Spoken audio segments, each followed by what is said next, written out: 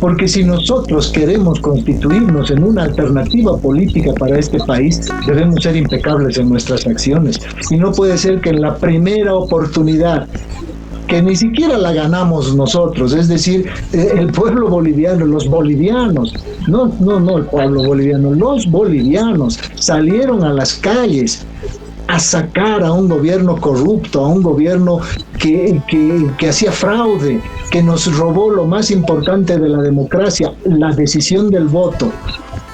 Y nosotros asumimos esa responsabilidad gracias a la movilización de millones de bolivianos. No podíamos defraudar de la manera que lo hizo. Y lo que hizo es imperdonable por ese hecho, no por la cuantificación de lo que se hayan robado, sino por lo que significa el haber desperdiciado una de las oportunidades más importantes que tuvimos para recuperar la democracia.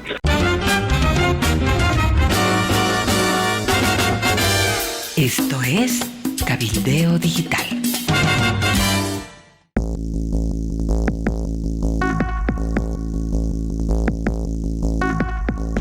Este es el sector de entrevistas de último momento.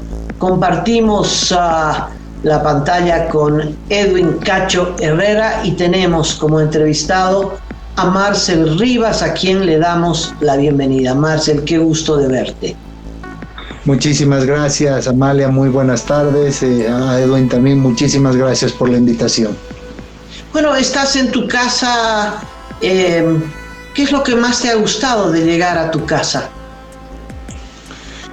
Bueno, es muy importante después de haber pasado 3 años y más de 5 meses injustamente cautivo por órdenes políticas, y estar nuevamente en mi casa, si bien no de manera libre, es decir, no estoy libre en este momento, tengo una detención domiciliaria que, por supuesto, si bien las condiciones son distintas, por supuesto, estar en tu casa, en tu hogar, a estar dentro de la cárcel San Pedro, por supuesto que es distinto, pero no deja de ser un cautiverio, no deja de ser una terrible impostura que hasta el día de hoy todavía no ha terminado.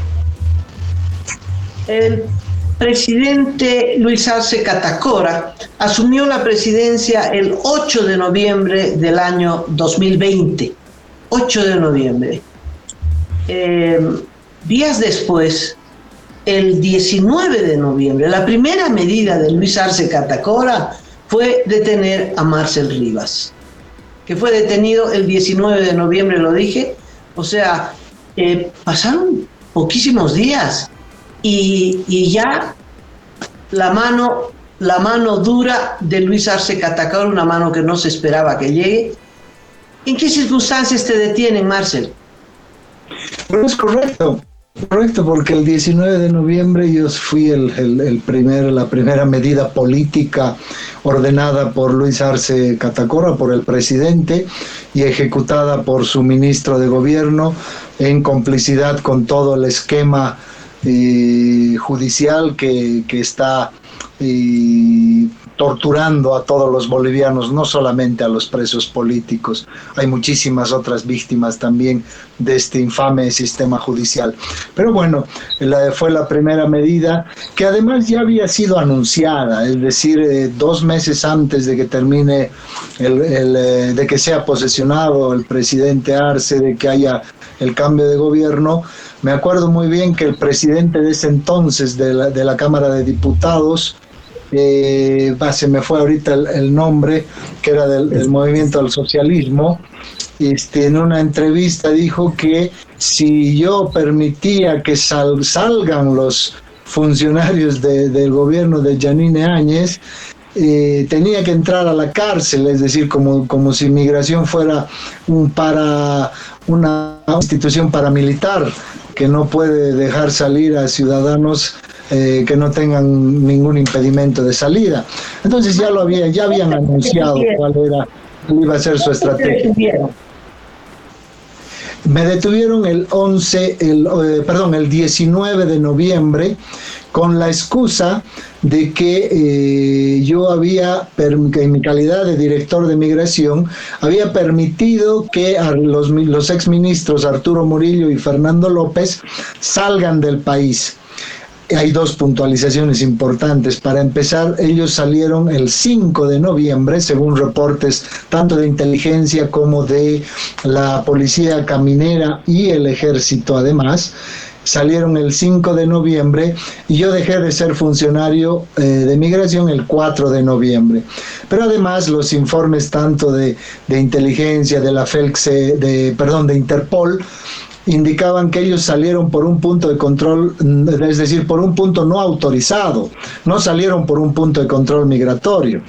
Por lo tanto, aun cuando yo hubiese sido funcionario, era una estupidez pensar que un funcionario de migración va a ser responsable porque alguien cruce la frontera de manera ilegal, irregular.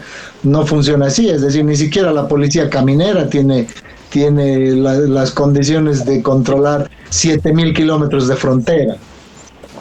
Marcel, estoy tratando de saber ese momento en el que te detuvieron. ¿Quién te detuvo? ¿Dónde te detuvieron? ¿Qué estabas haciendo cuando te detuvieron? Bueno, como yo ya dejé de ser funcionario del Estado, yo estaba ya trabajando con mi empresa, estaba precisamente en un trámite de transferencia de una línea telefónica, es decir, yo compré una línea telefónica de Cotel, una línea fija para mi oficina y para algunos otros lugares también, y estábamos haciendo los trámites de la transferencia en la puerta de Cotel, es decir, a una cuadra de la Fiscalía General del Estado. Y en la puerta misma de Cotel, me llamaron algunas personas de la prensa, querían que yo hable acerca de una denuncia que existía, que por cierto, esa denuncia 3 días antes de mi detención, a través de mi abogado y personalmente también, por supuesto, yo me presenté en una denuncia precisamente por la salida de los ministros, es decir, ya había presentado mi memorial, había entregado mi memorial de presentación voluntaria, sometiéndome a todos los requerimientos que tenga el Ministerio Público y, por supuesto, prestando cualquier colaboración que sea necesaria. Y eso fue 3 días antes de la detención.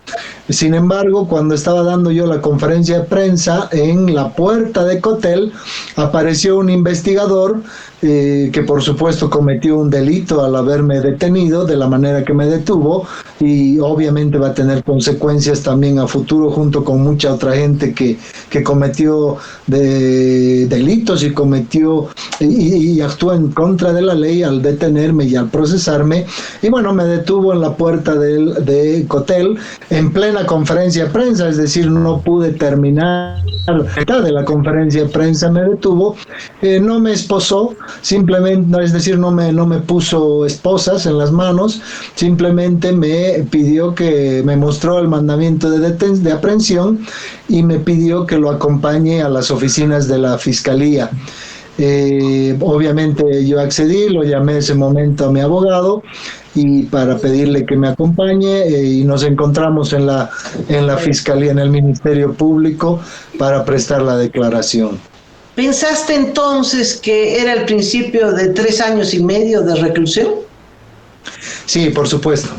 Lamentablemente yo sabía muy bien, y creo que todos los que fuimos funcionarios del gobierno de Yanine, del gobierno constitucional de Yanine Áñez, sabíamos que iba a haber una persecución política. Lógicamente, uno siempre cree que existe algún resquicio, alguna persona que esté dentro del Ministerio Público o de los propios juzgados que tengan por lo menos una conducta moral adecuada, que tengan una conducta en función a lo que corresponde su mandato constitucional de administrar justicia, no de convertirse en paramilitares políticos de persecución. Cacho.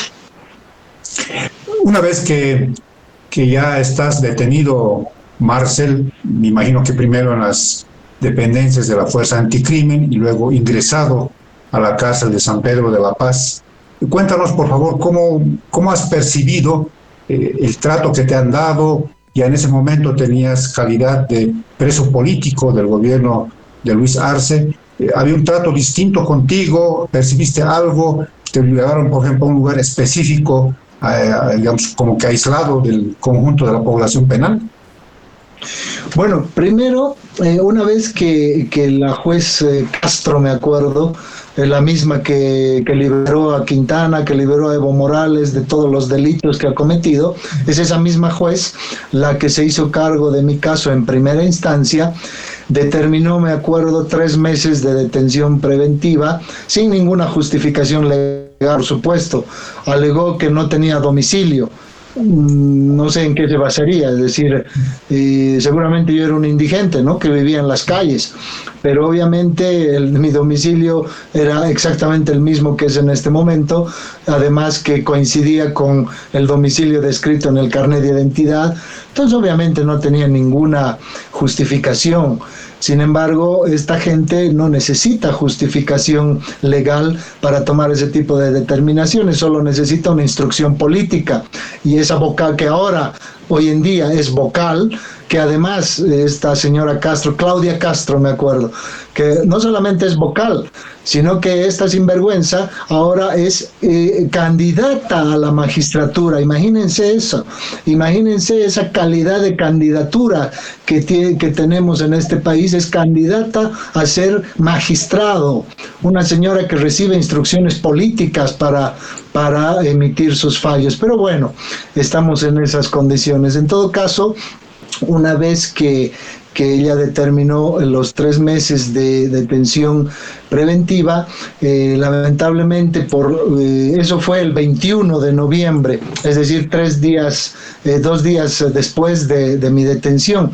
Pero durante todas esas que son casi, fueron 2 noches completas que dormí en la FELC-CC, en un lugar que son las celdas de la FELC-CC, completamente llenas de humedad, bastante frías, son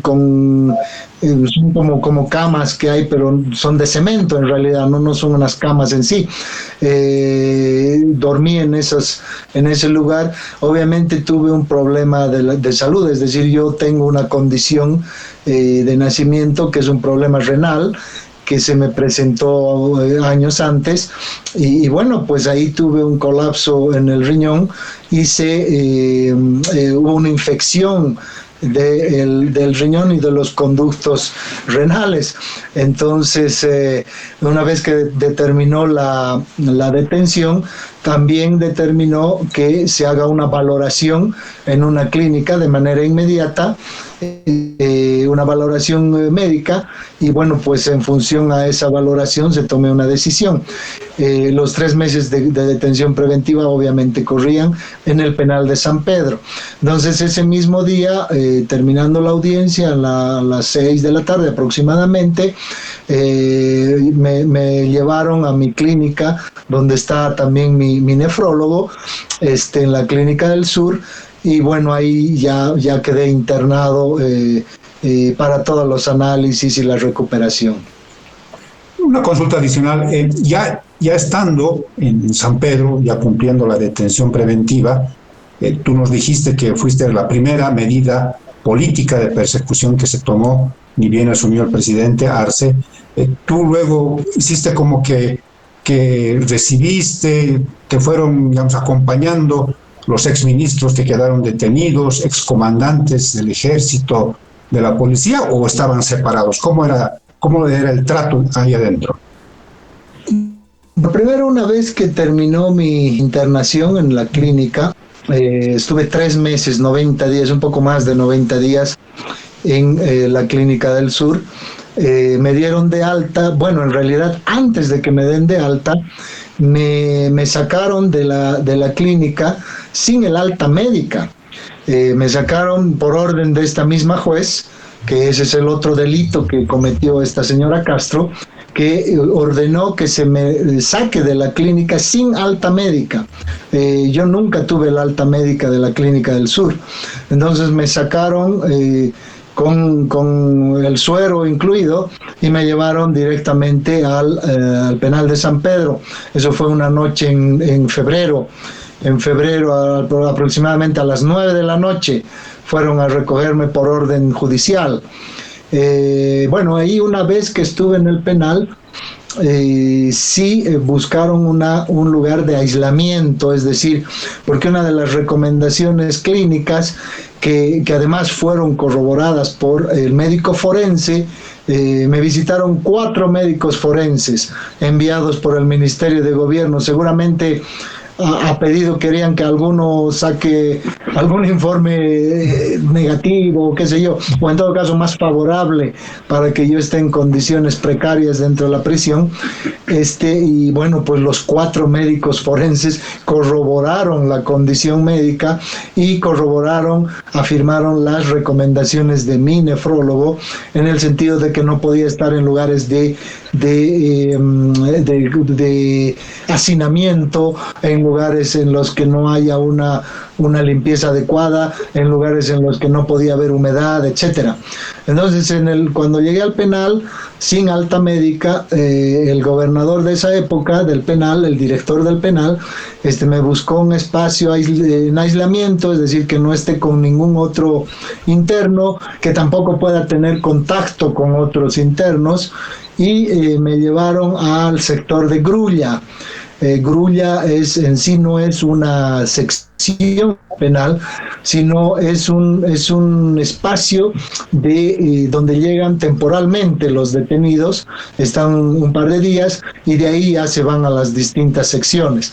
Pero yo me quedé en una celda que es la última, que es la celda 10, que en realidad era la celda de castigo, era la celda en la que llevaban a los presos más peligrosos, llevaban a los detenidos que asesinaban dentro del penal o que tenían determinados problemas, qué sé yo. En esa celda hubo 2 muertos antes de que yo llegue. Era habitualmente una celda muy, emblemática en ese aspecto, de recibir a los presos, a los detenidos más peligrosos del penal. Bueno, pues en esa celda de 2 metros por 3 metros, yo estuve recluido en aislamiento, es decir, yo no salí de esa celda durante 2 años y 5 meses. Wow. No salía más que a las eventuales audiencias, que había seguramente una cada mes. Inclusive menos habrá habido en todos estos en esos 2 años y 5 meses, y habré tenido unas 5 audiencias a lo mucho. Es para lo único que salía. Es increíble lo que nos estás contando. 2 años y 5 meses en una celda de castigo de 2 metros por 3, es increíble. Una consulta adicional para luego pasar a Amalia. Durante tu tiempo en la Clínica del Sur y tu primera temporada, si vale el término, ya en la cárcel de San Pedro, ¿recibiste algún mensaje, alguna señal de alguna exautoridad del gobierno transitorio? No, ninguna. Nadie se puso en contacto conmigo. Los primeros 3-4 meses no podía recibir visitas yo. No podía recibir visitas, no me permitían recibir visitas en esa época. Obviamente después, por supuesto, ya cambió. Después de los 2 años y 5 meses cambiaron las condiciones completamente. Pero los primeros 4 meses de ese confinamiento no pude recibir visitas, que solamente algunos parientes que fueron a verme no me pudieron ver personalmente, pero me dejaban algún encargo, algunas cosas, es decir, ropa, toallas, etcétera, ¿no? Eso sí podían dejarme, pero no pudieron verme. La persona que me ayudaba, que me cuidó muchísimo todo este tiempo, no pudo verme básicamente casi 8 o 9 meses. Wow. Adelante, Amalia, por favor. ¿Qué comías en esos 2 años y tanto de aislamiento completo? ¿Qué comías?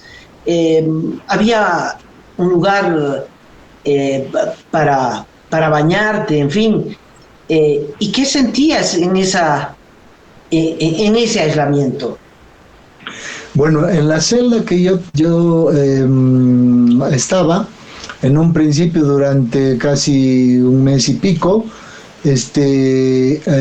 había un baño, pero que no era baño en sí, sino era una letrina, y había un grifo de agua a la altura de unos 1,50 m aproximadamente.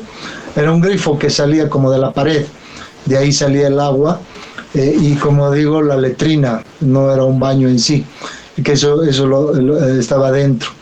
En esas condiciones estuve aproximadamente un mes y medio, hasta que después, una vez que ya por órdenes del Ministerio de Gobierno, se consolidó que que permanezca la totalidad de mi permanencia dentro de San Pedro en esa celda de castigo, es que me permitieron hacer algunas remodelaciones dentro de esa celda para el baño, y bueno, para habilitar un baño en realidad, ¿no? Y bueno, después de ese tiempo sí pude hacer una remodelación para habilitar ese baño. ¿Tú hiciste la remodelación? ¿Tú pagaste la remodelación? El inodoro, etcétera, ¿tú lo pagaste? Sí, por supuesto. Me ayudaron, me acuerdo muchísimo, los internos mismos, es decir, porque no se podía traer un albañil, digamos, ¿no?, de afuera. Es decir, los internos, entre los internos que hablaban todos los días, aparecían. Yo no salía de la celda, pero alguna vez sí hablábamos de ellos afuera y yo adentro. Había uno que era albañil, había un electricista, y bueno, me ayudaron a hacer una remodelación más o menos precaria, pero que por supuesto ya tenga las condiciones para usar, ¿no?, un baño ya como se necesita. Y la comida, yo no comía la comida del penal, porque lamentablemente por mi condición tengo una dieta específica, ¿no?, en cuanto a cantidad de grasa, etcétera. Entonces, lo que sí hizo mi familia es contratar, mi familia vive en Cochabamba y en Santa Cruz, entonces lo que hicieron es contratar una pensión que es cercana al penal, y me llevaban todos los días el almuerzo. No podían entrar donde yo estaba, dejaban el almuerzo en la puerta, y uno de los internos que estaba junto en el mismo lugar, en Grulla, me llevaba todos los días el almuerzo a mi celda, y yo comía dentro de la celda. ¿Hiciste alguna amistad con los reclusos? ¿Alguien que te apoyara emocionalmente en ese aislamiento tan terrible? Amistad es difícil, ¿no?, en esas condiciones, pero sí, por supuesto que hablé con muchísimos internos, muchos ya, algunos condenados, otros sin condena, sobre todo detenidos preventivamente.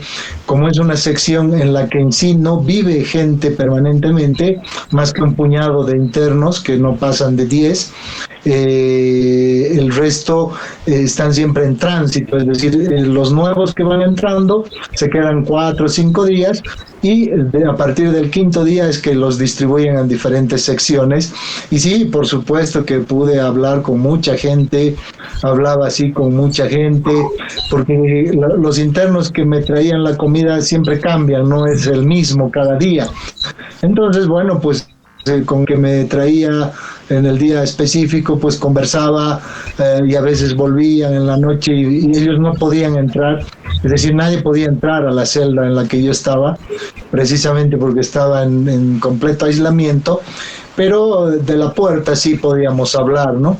Y ellos en el pasillo o en el restaurante.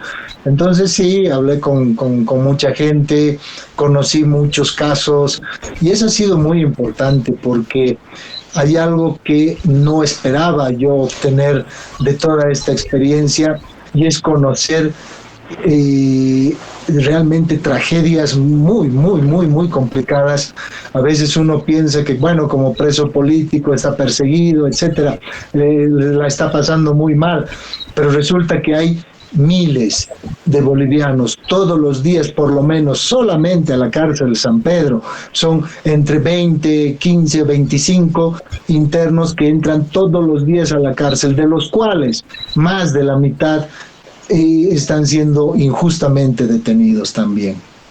Uno se imagina que tu celda era con barrotes, pero conociendo la cárcel de San Pedro, ha debido ser un cuarto con puerta.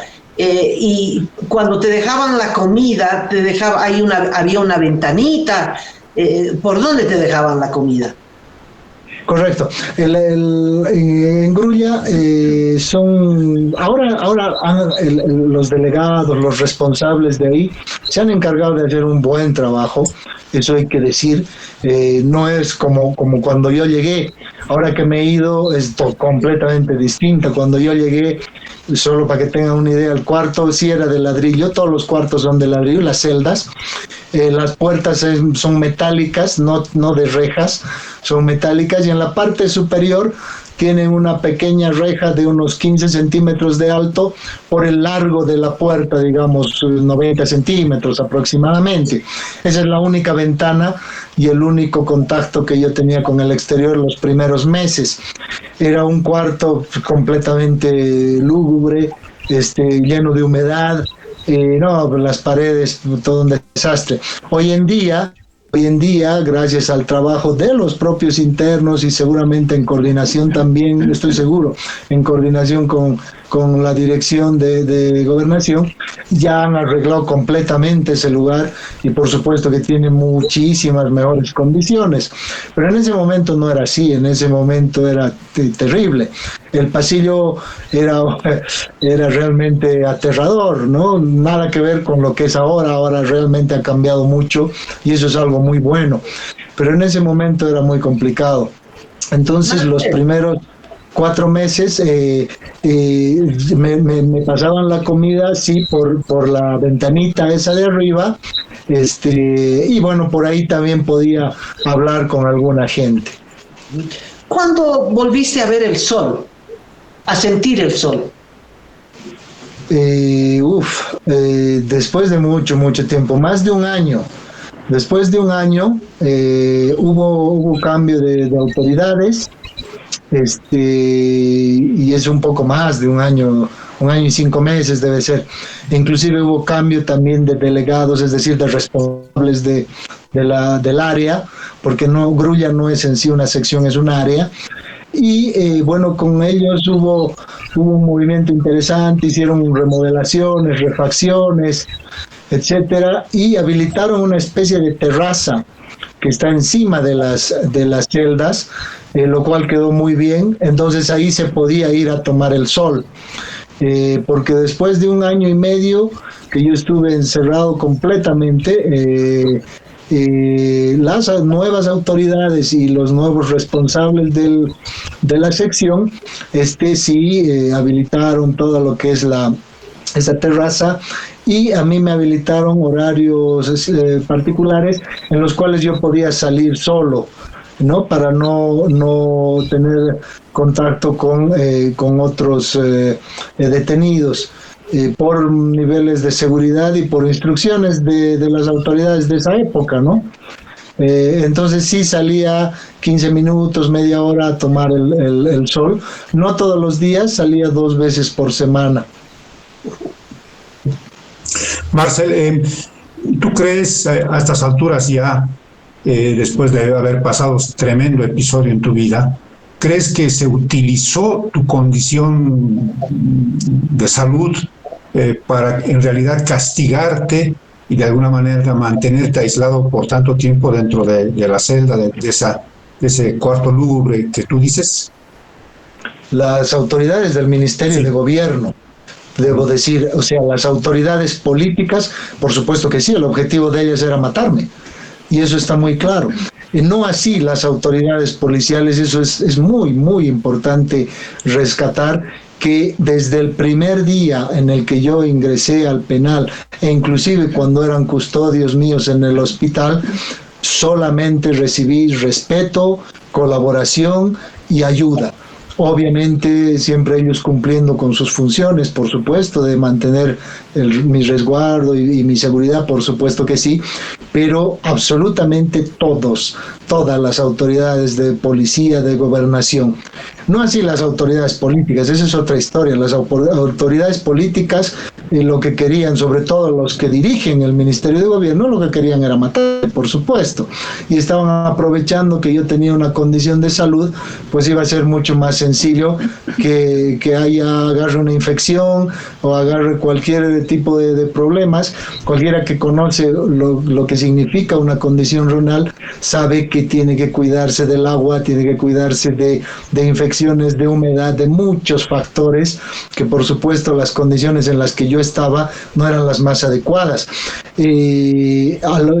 Por norma, una vez que se entra al penal, se va al área de grulla. Después se distribuye a otras secciones donde sí hay un poco más de comodidad, donde inclusive hay salas comunes, pero también hay celdas que tienen baño privado, etcétera. Sí hay otro tipo de condiciones y a los 15 días las autoridades de la gobernación instruyeron, a los 15 días que yo había llegado, instruyeron que yo vaya a una sección que se llama posta, en la cual inclusive hay un patio, hay una especie de restaurante, qué sé yo. Y bueno, están todos los detenidos en esas condiciones, se puede tomar aire, tomar sol, etcétera. Y en general casi todas las secciones del penal son así, donde hay un espacio, una especie de patio donde uno puede salir, respirar, y hay restaurantes, etcétera, para almorzar o para tener cualquier actividad. Pero cuando yo estaba ya con todas mis cosas, es decir, mi ropa, etcétera, las frazadas, qué sé yo, los de la gobernación ya me estaban llevando a posta y por órdenes del ministro de Gobierno evitaron que yo vaya a esa otra sección.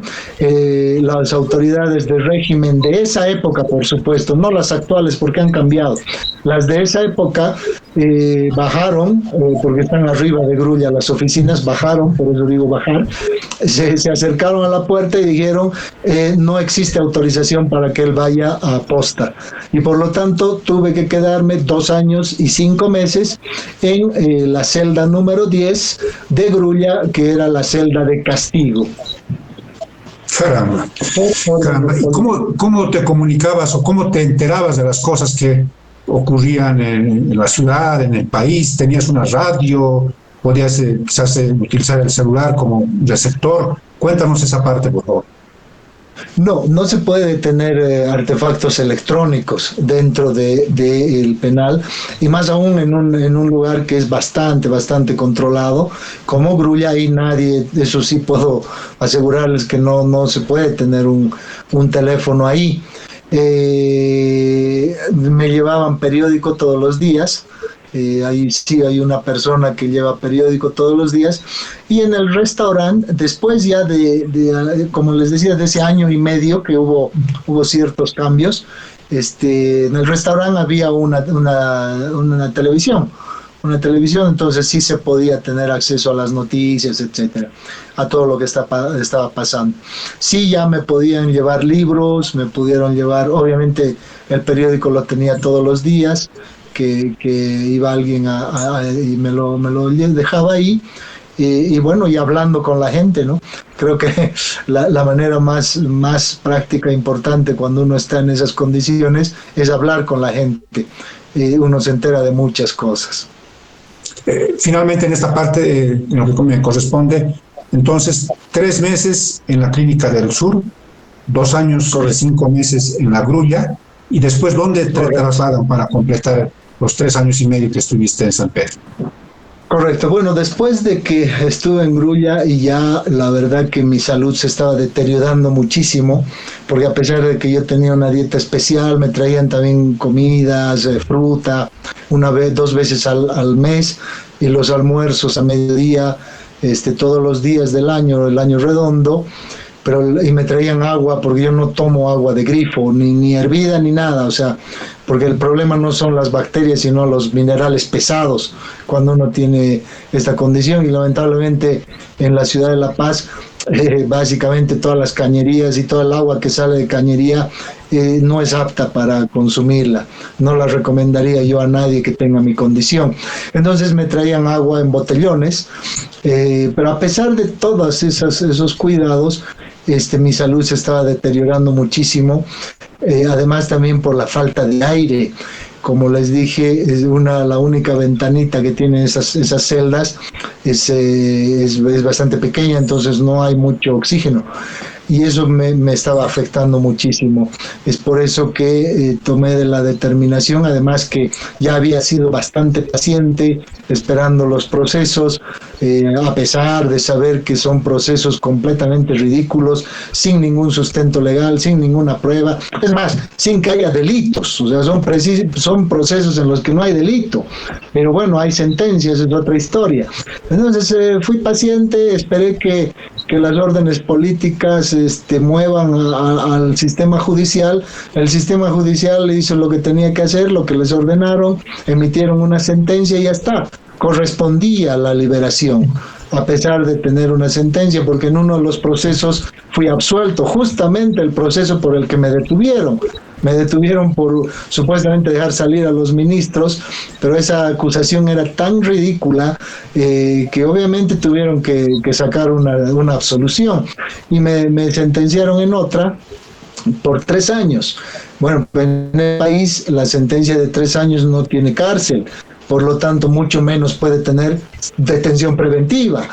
Pero bueno, tomaron la decisión de mantener eso, y es ahí que yo tomé la decisión de que si esta gente lo que quería era matarme, yo iba a decidir cómo. Yo iba a ser el que decidía cómo morir. Y es que tomé la decisión de entrar en una huelga de hambre completamente estricta, tanto sin comer absolutamente nada, ni tomar una gota de agua. A pesar de que tenía mis botellones ahí, no tomé absolutamente una gota de agua.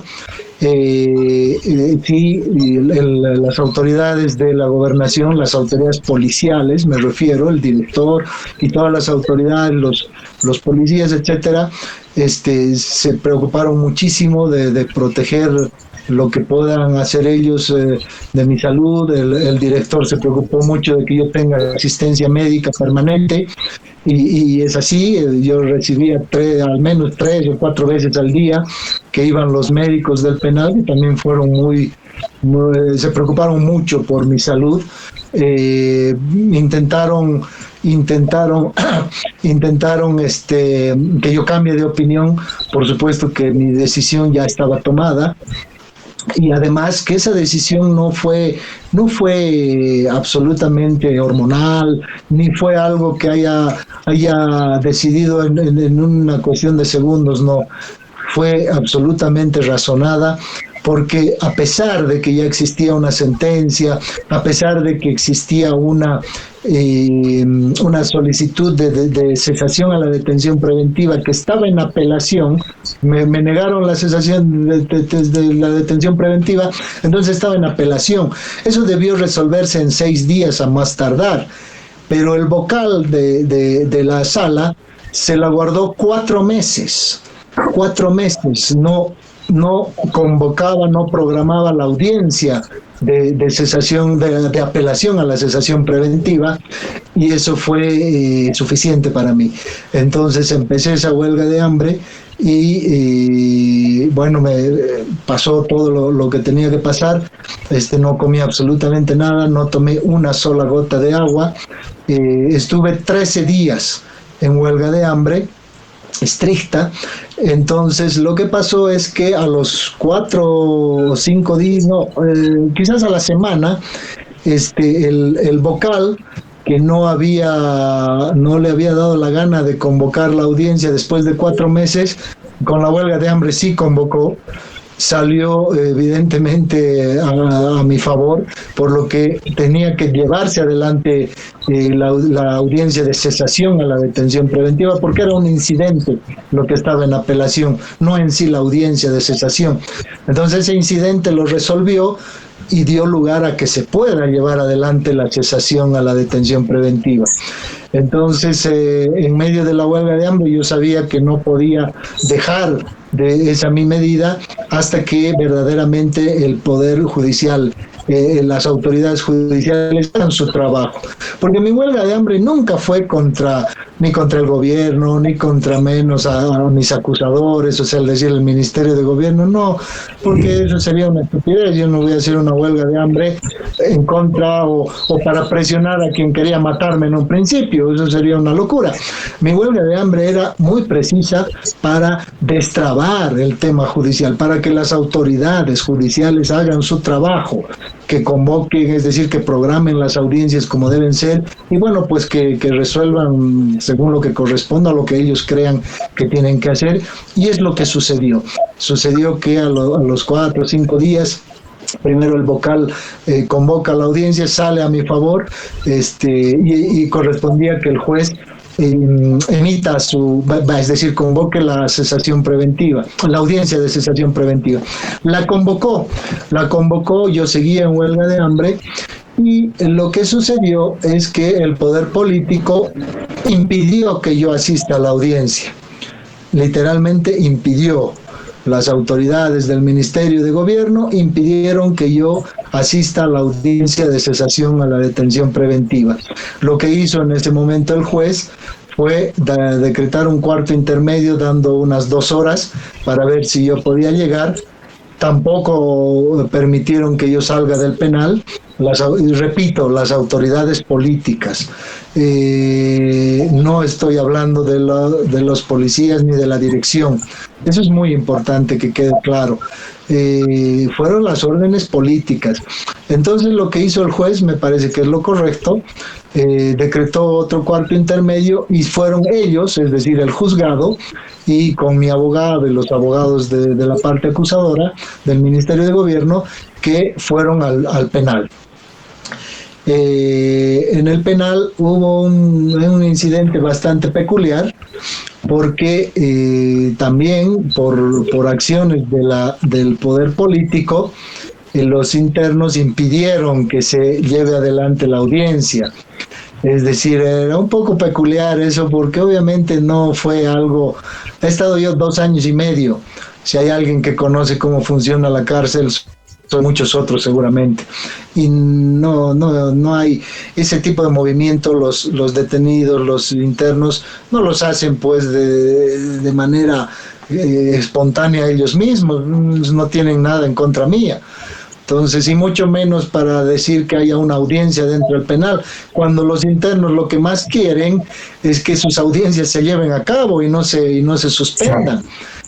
Pues, entonces esto hubiese sido una contradicción. Entonces, obviamente, eso fue una manipulación del poder político también.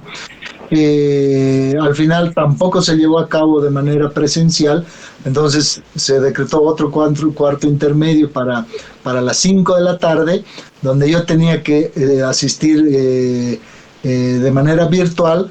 Se cortó el internet por arte de magia. El internet hay que decirlo que lo maneja el régimen, es decir, las autoridades políticas. Se cortó el internet, o sea, no solo yo no pude asistir a mi audiencia, sino nadie, todos. Los del penal tampoco pudieron asistir porque no había internet. Entonces la audiencia se suspendió hasta ese siguiente lunes, en la que ya se llevó adelante. Ahí el juez, ahí hubo otro incidente muy peculiar. En la mitad de la audiencia, es decir, cuando se estaba desarrollando la audiencia, cuando el juez ya iba, antes de que dé su fallo, es decir, su determinación, su resolución, que dicte su resolución, lo notificaron al juez con un proceso disciplinario, es decir, las autoridades del Consejo de la Magistratura, en medio de la audiencia, y tuvo que decretar un cuarto intermedio el juez en plena audiencia para ser notificado con una denuncia disciplinaria. No sabemos por qué, bueno, ya no se sabe eso, pero de manera muy peculiar que haya sido justo en la mitad de mi audiencia en la que tenía que liberar, que correspondía ya a la liberación.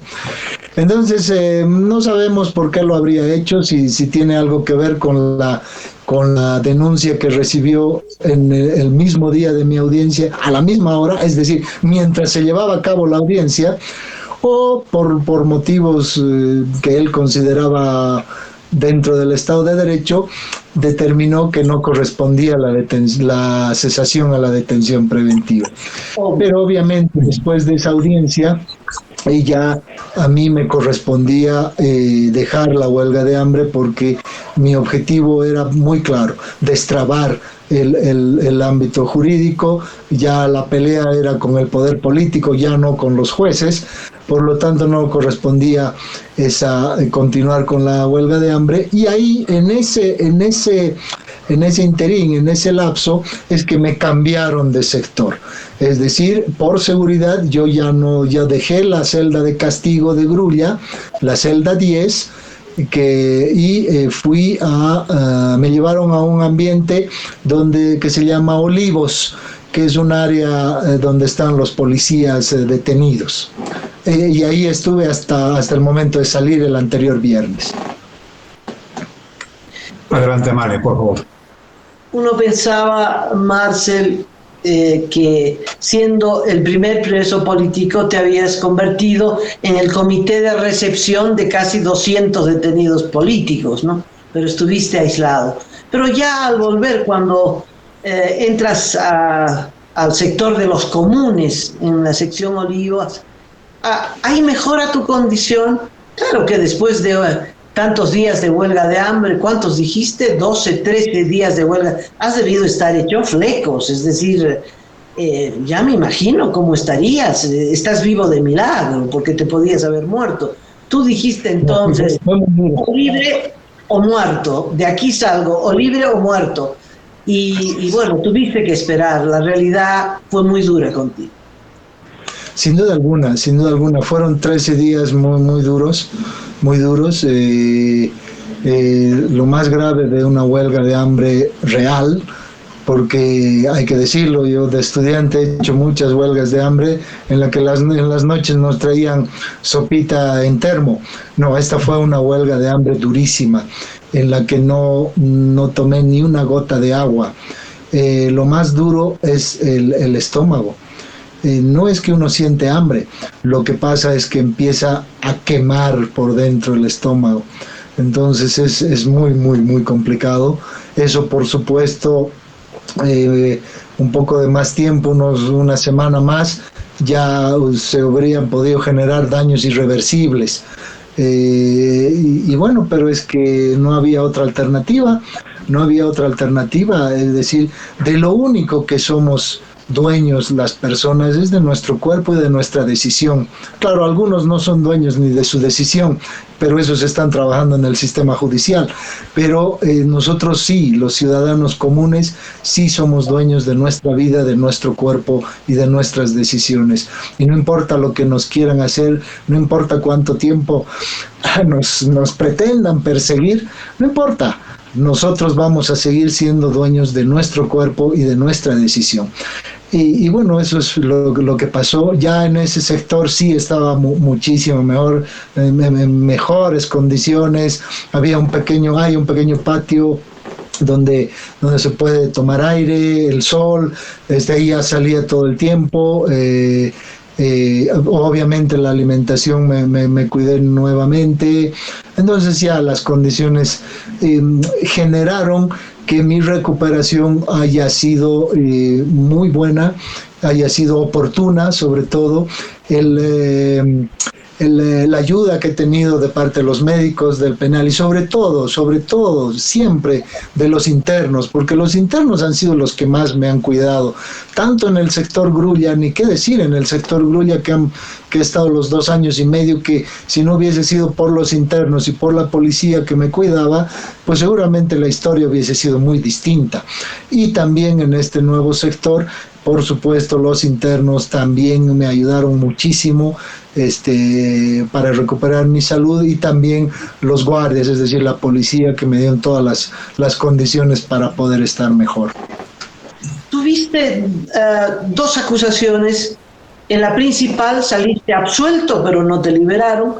Y en la segunda, que no sé muy bien de qué te acusaron, te sentenciaron a 3 años de prisión y tú te quedaste 3 años y medio. O sea, te deben medio año. Obviamente te deben los 3 años y medio, pero legalmente ni siquiera tenían que detenerte porque la sentencia era baja de 3 años. Y bueno, pero de la sentencia te pasaste 5 meses todavía, 5 o 6 meses todavía. Y ahora ni siquiera estás libre, estás detenido pero en tu casa. Es mejor que estar allí en la cárcel de San Pedro, pero sigues detenido, no puedes salir, etc. En todo este tiempo, Marcel, la familia se deteriora, la familia se cansa. Esa relación con el mundo exterior, ¿cómo es?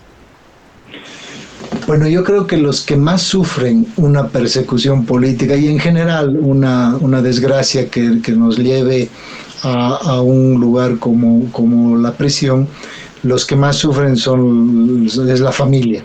La familia es la que más sufre, porque sufre en silencio, porque no sabe qué es lo que está pasando adentro, no hay esa fluidez en la comunicación, es muy difícil. Si bien hay un teléfono público del cual uno puede contactarse con el exterior, pero no es lo mismo, ¿no es cierto? No es lo mismo, no hay esa fluidez de hablar con la familia, los hijos, los amigos, etcétera, es muy complicado. Entonces la familia es la que más sufre. Y yo creo que una posición que tuve yo, y que creo que la mayoría de los detenidos, no solamente los políticos, sino hablo ahora en general de todos los detenidos, tiene una convicción, es decir, no mostrar a nuestra familia lo que verdaderamente se está pasando adentro. Porque no es bueno, es decir, no es bueno en el sentido de que la familia que está afuera sufre muchísimo y no puede hacer absolutamente nada, más que llevar algunas cosas, fruta, etcétera. Pero en general existe mucha impotencia. ¿Qué puede hacer? Es que no puede hacer nada. Cuando hay injusticia no puede hacer nada, o finalmente si está bien sentenciado es lo mismo. La familia siempre va a ser la que sufre. Por lo tanto, es muy común, inclusive en los internos, que sufran en silencio, sufran en la noche, a solas, o si hay alguien a tu lado, pues seguramente con esa persona podrás hablar y bueno, sufrir en silencio, porque cuando viene alguna visita, cuando viene la familia, lo menos recomendable es que estés sufriendo, ¿no? Porque no le haces nada bien a la familia. Por lo menos que te vean bien alimentado, que te vean en condiciones anímicas adecuadas. Y eso tratan de hacerlo todos, no solo nosotros los presos políticos, eso trata de hacerlo todo el mundo, porque es una acción saludable para la familia y para uno mismo. Después, como decían, el entierro se lo lleva por dentro, ¿no? Entiendo que tu suegro fue, tal vez por vivir en La Paz, porque toda tu otra familia está en Cochabamba, el que más te apoyó. Mi ex suegro siempre ha sido el apoyo hasta el día de la huelga de hambre, ¿no? Después, claro, ya se perdió también el contacto, pero hasta el último él siempre estuvo ayudándome, porque era la única persona, ¿no? que me ayudaba, que tenía yo acá en La Paz, porque mi familia está en Cochabamba y en Santa Cruz, por lo tanto, sí, era la persona que me ayudó hasta el final, tanto en Grulla y donde pudo estar, ¿no? Yo le debo muchísimo. Has debido llorar muchísimo, Marcel. Las noches han debido ser muy largas y los días eternos. Bueno, más que llorar en las noches, pensar mucho. Digamos, el llanto sale cuando hay impotencia, cuando hay demasiada injusticia, pero cuando uno está ya a solas, se sienta, reflexiona, deja a un lado el libro que esté leyendo, lo que esté haciendo, o si estás escribiendo, lo que corresponda, y empiezas a reflexionar. Y yo he reflexionado muchísimo, porque... ¿Cuál es tu conclusión, Marcel? Yo no sé de los otros, claro, yo no sé la situación de los otros presos políticos, pero yo sabía perfectamente el riesgo que estaba corriendo al quedarme en el país. Cuando hablaba con amigos, ex parlamentarios, y me decían, pero no, tú tienes que irte porque sabes lo que va a pasar. Sí, yo sabía exactamente lo que iba a pasar y sabía que yo iba a ser uno de los blancos y uno de los objetivos, en todo caso, políticos. Y mucha de la gente me decía, muchos, políticos y no políticos, me decía, pero es que no vale la pena, a nadie le importa que se queden, que los tomen detenidos, que sean presos políticos.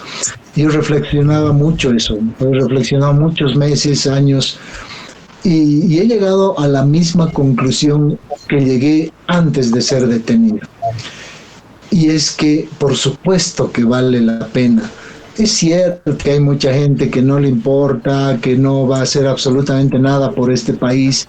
Es más, solamente quieren aprovecharse lo más que puedan.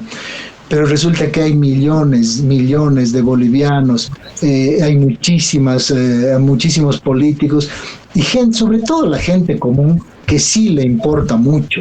Por supuesto que le importa que en nuestro país exista una transformación, que en nuestro país, desde donde se comience a transformar, es en nuestra actitud de encarar la política. Estoy seguro que hay mucha gente que todavía tiene esa esperanza. Por supuesto que cada vez es menos, porque cada vez que uno mira las actitudes de los políticos, produce náuseas, produce una inconformidad, una decepción absoluta. Y ya, pero es cierto eso, vivimos una época de mucha conflictividad, pero también vivimos una época de esperanza.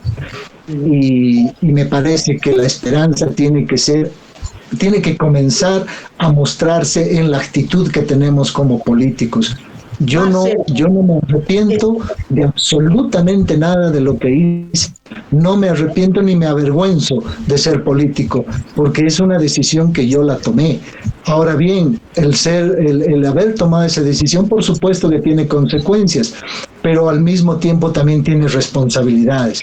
Y la primera responsabilidad que tenemos que tener los políticos es mirarnos a la cara entre políticos y mirar con absoluta certeza y convicción de que nuestro trabajo puede generar transformación en este país. ¿Apelarás a la CIDH por las injusticias que has padecido? Sin duda alguna, mi abogado ya está preparando la demanda internacional. Es por eso que no puedo tampoco dar muchos detalles de mi proceso, no corresponde, de hablar en sí de mi proceso, no corresponde, eso va por canales legales. Sin embargo, el proceso internacional sí vamos a introducirlo, vamos a remitirlo, y bueno, pues será la CIDH la que evaluará y la Corte Penal Internacional en su caso cuando corresponda, por supuesto que sí, porque ha habido violaciones a los derechos humanos. Es muy importante mencionar que las instituciones que también han acompañado todo este tiempo que yo he estado injustamente en cautiverio han sido precisamente los funcionarios de Naciones Unidas de Derechos Humanos, de la CIDH, que cambiaron varios en estos años, pero no puedo dar sus nombres, por supuesto, porque es un compromiso que tengo con ellos, que a mí me gustaría muchísimo, porque es gente a la que tengo que agradecer, es gente que básicamente me salvó la vida también, porque si no hubiese sido por ellos, sería otra mi historia.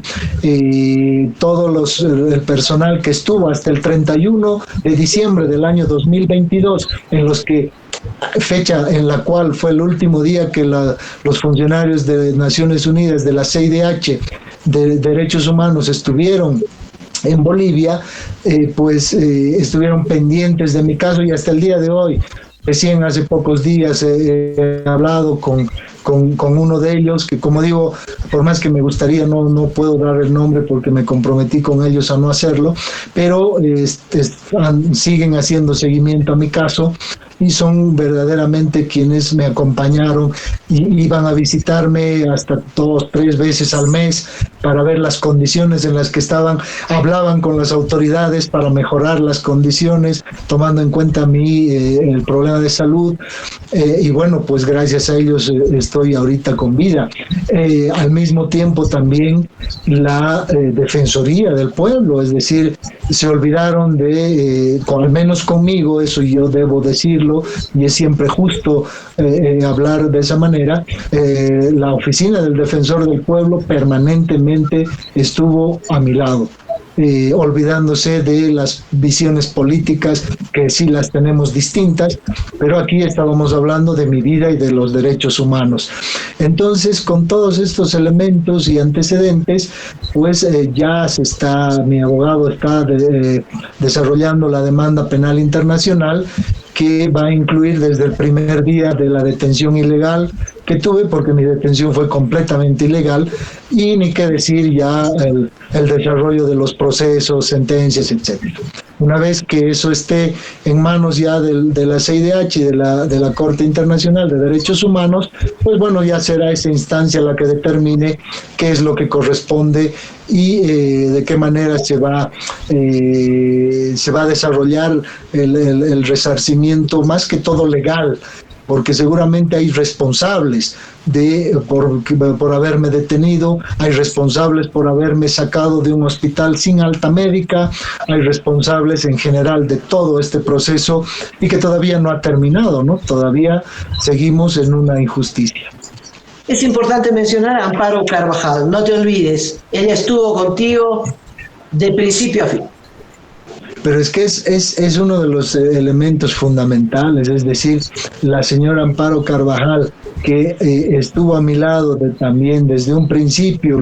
Todos sabemos lo luchadora que es la señora Amparo Carvajal, y que, como muchas veces que hemos hablado, también podemos tener alguna diferencia ideológica, pero es que eso no importa, de lo que estamos hablando es de la vida.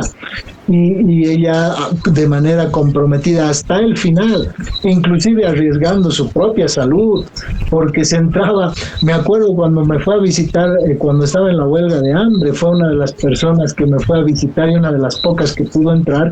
No tenía autorización para entrar la señora Amparo Carvajal, y no sé qué hizo, no sé cómo hizo, pero apareció en la puerta de mi celda. Entonces es algo increíble, el agradecimiento que yo tengo a ella, a María Eugenia, a Fernando Hamda, el apellido Hamda creo que es Fernando, muchacho que está en Santa Cruz, que inclusive me acompañó a la distancia, haciendo una huelga de hambre con todo el equipo de derechos humanos también de ese grupo de Santa Cruz. El agradecimiento que yo tengo es enorme a todos ellos, a doña Amparo, que hasta el último último estuvo conmigo también, a Fernando, a todo el equipo, a toda esa gente también, que luchadores por los derechos humanos. Mi agradecimiento es profundo y además va a ser eterno, porque no solamente estaban defendiendo mi vida, mi situación, sino que ellos todos los días están defendiendo los derechos humanos de aquellos que no tienen una voz, de aquellos que no pueden ser escuchados y no pueden, y están básicamente indefensos. Entonces la señora Amparo Carvajal, María Eugenia, Fernando, etcétera, todos los activistas de derechos humanos de este país están haciendo un trabajo invaluable en una época donde nadie está a salvo, en una época en la que no solamente los políticos corremos riesgos, sino que cualquier ciudadano de bien, honesto, corre peligro en este país. Y gracias a gente como Amparo, como la señora Amparo Carvajal, pues por lo menos tenemos quien nos acompañe en estos duros momentos. Ya llegando al final de la entrevista, Marcel, entiendo, te voy a hacer una última pregunta de mi parte. Entendí que estás escribiendo un libro, has sistematizado todo tu testimonio de estos 3 años y medio. Correcto, en 3 años, bueno, uno tiene, lo que más tiene es tiempo, creo, y eso es bueno en varios sentidos. Sí, estoy preparando, en realidad son 2 documentos, uno que sí es un libro autobiográfico, que va a tomar su tiempo, no tengo ningún apuro. Quiero que esté bien trabajado, no pretendo sacarlo probablemente ni siquiera este año, pero el documento que sí va a salir, ya estoy en lo último, que es un documento que tiene aproximadamente 300 páginas, que ya está en la última etapa de revisión. Es una propuesta política para este país, es una alternativa política, no partidaria, es decir, no está saliendo una propuesta partidaria ni de candidaturas, no, absolutamente no tiene nada que ver con eso. Lo que voy a presentar es un documento, una alternativa política en este país que por lo menos ayude a generar una línea de acción en función a una unidad posible que esté enmarcada en 5 principales o 6 políticas de Estado, es decir, una visión de país que, como digo y vuelvo a repetir, no tiene nada que ver con ningún partido político, ni mucho menos con candidatura alguna. Es simplemente un trabajo en función a cómo yo veo el país y a cómo creo yo que podríamos conducirnos para mejorar. Marcel, mi última pregunta. Tú trabajaste con Arturo Murillo. Arturo Murillo, pues comprobadamente es un corrupto, está preso en los Estados Unidos. ¿Qué sensación te dio saber que casi tu compañero político era este tipo de gente? Es una decepción muy profunda. Es una decepción profunda por lo siguiente, porque la lucha que teníamos desde el gobierno de Yanine Áñez lamentablemente ha sido opacada completamente. Opacada por alguien que, si ustedes se acuerdan, tuvo una carrera política interesante, fue diputado, creo que en su condición de diputado hizo un trabajo interesante, era contestatario, hacía investigación, me parece que hizo un trabajo interesante desde la oposición, luego fue candidato a la alcaldía, perdió por muy pocos votos. Sabemos toda la trayectoria de Murillo, ni me cuentes. Pero quiero cerrar justamente con esto, y después de ser senador, después de tener una carrera interesante, decidió terminar su carrera política como si fuera un ampón y un delincuente común. Y esa es una decisión propia, es una decisión de él. Nadie lo obligó, ni las condiciones, ni lo difícil que fue el gobierno lo obligaron a que sea un corrupto como terminó siendo. Y por supuesto que eso debe ser siempre tener una posición clara al respecto, por más amistad que haya habido en el pasado, que sí la hubo, por supuesto, pero tiene que haber una voz de repudio absoluto. Porque obviamente sabemos muy bien que lo que se robaron, creo que 2 millones es lo que sale en la prensa, puede ser lo que roban cada día los del gobierno, pero es que eso no importa, porque si nosotros queremos constituirnos en una alternativa política para este país, debemos ser impecables en nuestras acciones, y no puede ser que en la primera oportunidad, que ni siquiera la ganamos nosotros, es decir, el pueblo boliviano, los bolivianos, no el pueblo boliviano, los bolivianos salieron a las calles a sacar a un gobierno corrupto, a un gobierno que hacía fraude, que nos robó lo más importante de la democracia, la decisión del voto. Y nosotros asumimos esa responsabilidad gracias a la movilización de millones de bolivianos. No podíamos defraudar de la manera que lo hizo. Y lo que hizo es imperdonable por ese hecho, no por la cuantificación de lo que se hayan robado, sino por lo que significa el haber desperdiciado una de las oportunidades más importantes que tuvimos para recuperar la democracia. Pero bueno, eso es parte del pasado, y es así como también ellos van a quedar en el pasado, aquellos que formaron parte de ese atraco, de esos hechos de corrupción. Lo que creo que debemos ver es hacia adelante con gente, que hay muchísima gente. Yo creo que dentro de la oposición siempre hay quienes piensan distinto que nosotros, siempre hay quienes defienden distintos principios políticos que nosotros, pero yo estoy convencido que en este momento la mayoría de los opositores llevan en el pensamiento y en el corazón nuestros mismos ideales de lucha por la liberación nacional y social de Bolivia. Y eso, por supuesto, que nos debe llenar de optimismo. Bueno, Marcel, yo me despido. Muchas gracias por esta entrevista, mucha alegría de compartir estos minutos contigo, que de aquí adelante las cosas vayan bien. Amigos, amigas que están mirando este sector de la entrevista de último momento, hemos estado con Marcel Rivas, que hace poco recuperó su libertad, aunque todavía guarda detención domiciliaria en su casa acá en la ciudad de La Paz. Él nos ha contado toda esta maquinaria de persecución política que por la que él sufrió durante 3 años y medio. Nos ha dicho que nunca se arrepintió de lo que hizo, porque fue injustamente detenido. Nos contó cómo pasó todos estos 3 años y medio, primero en una clínica, luego en un sector de la cárcel, en un sector de castigo de la cárcel de San Pedro, y finalmente en otro sector del penal de San Pedro de la Paz. Te queremos agradecer, Marcel, a nombre de Amalia Pando, de Manuel Barrios, nuestro director, esta posibilidad, y te comprometemos a otro diálogo así, sincero. Entiendo y veo que estás muy maduro, incluso políticamente, estás muy reflexivo, y eso la verdad le hace bien, me imagino, a tu espíritu, pero también le hará bien al país. Así que te agradecemos muchísimo y será hasta otra oportunidad. El agradecido, por supuesto, que soy yo, tanto a usted, Amalia, a usted, Edwin, y a todo el equipo de este importantísimo medio de comunicación, porque es un verdadero medio de comunicación tan vital para la recuperación de la democracia. No puede existir sin libre expresión, sin libre prensa, no puede existir la democracia, y por lo tanto, para recuperar la democracia, el trabajo que están haciendo ustedes es vital y valioso, y yo lo valoro también muchísimo, y me adscribo y estoy a sus órdenes para lo que necesite. Muchas gracias.